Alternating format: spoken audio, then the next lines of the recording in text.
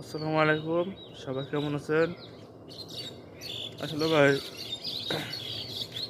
আমরা মুসলিম হয়েছি শুধু নামের, কোনো কামের না। দেখেন, আমরা শুধু আমাদের ভালোটা যদি বুঝি, এটা মুসলমান না।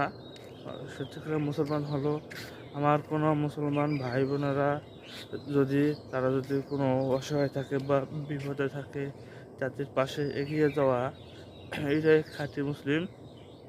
দেখেন গাজায় ফিলিস্তিনি যে অবস্থায় আছে এখন, এদের জন্য আমরা কি করতে পারি? দেখেন, এদের জন্য আমরা কী করতে পারি?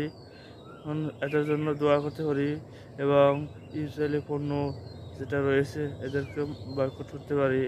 এবং আমরা তো সেখানে যেতে পারবো না, সবার তো সেই শক্তি নাই, কিন্তু আমরা এই ইসরায়েলি পণ্য থেকে বয়কট করতে পারি এবং এদের জন্য দোয়া করতে পারি।